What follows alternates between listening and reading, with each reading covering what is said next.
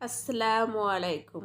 আজ আমি আপনাদের তৈরি করে দেখাবো খুব মজাদার আর অল্প সময়ে তৈরি করতে পারবেন। এখন বাজারে অনেক কফি পাওয়া যায়, সেই কফি দিয়ে আমি তৈরি করে দেখাবো আপনাদের কফির পাকোড়া। কফিগুলো আমি ছোট ছোট করে টুকরো দিয়ে পানি দিয়ে ভালো করে ধুয়ে তারপর আমি পরিমাণ মতো পানি দিয়ে কফিগুলো সিদ্ধ বসিয়েছি।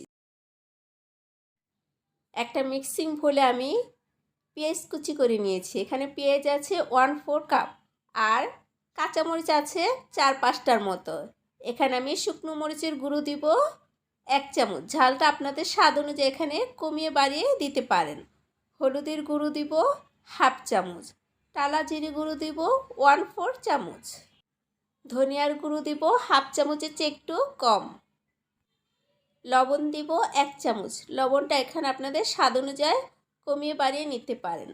আর শুকনো চালের গুঁড়ো দিব এখানে আমি 3 চামচের মতো। আদা আর রসুন দুটো আমি একসাথে পেস্ট করে রেখেছি, তা দিব এখানে 1 চামচ। বেসন দিব এখানে আমি 4 চামচ। ডিম দিব 1টা। এবার আমি সবগুলো একসাথে ভালো করে মেখে নেব।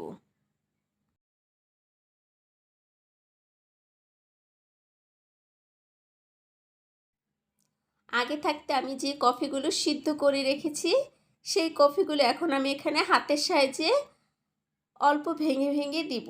আর আপনারা কফিগুলো দেখে বুঝতে পারছেন আমি সম্পূর্ণ সিদ্ধ করে নিইনি। 80% আমি কফিগুলোকে সিদ্ধ করে নিয়েছি। এবার আমি সবগুলো কফি হাতের সাহায্যে এভাবে ভেঙে ভেঙে নিয়ে তারপরে একসাথে সবগুলো মেখে নেব মশলার সাথে। মেখে নেওয়ার পর আমি একটা পাকোড়ার শেপ দিয়ে দেখব আমার পাকোড়াটা ঠিক হয়েছে কিনা।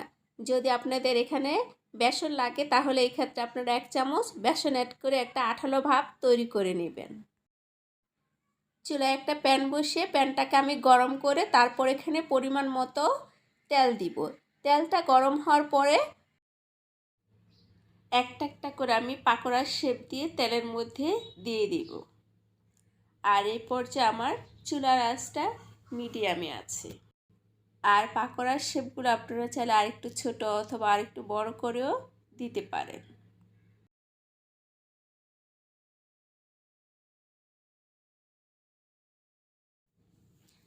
তিন থেকে 4 মিনিট পর আমি পাকোড়াগুলো একটা চটার সাহায্যে একটা একটা করে সব উল্টিয়ে দিব। উল্টিয়ে দেওয়ার পরে আমি এই পাশটাও 3 থেকে 4 মিনিটের মতো ভেজে নিব।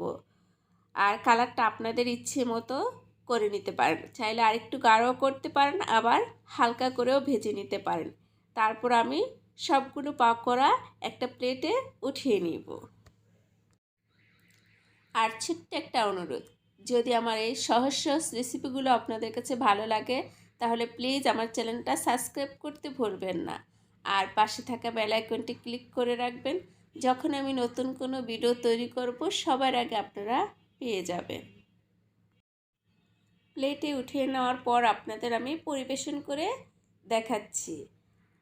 আল্লাহ হাফেজ। আবার দেখা হবে নতুন কোনো রেসিপি নিয়ে। সেই পর্যন্ত আপনারা সবাই ভালো থাকেন।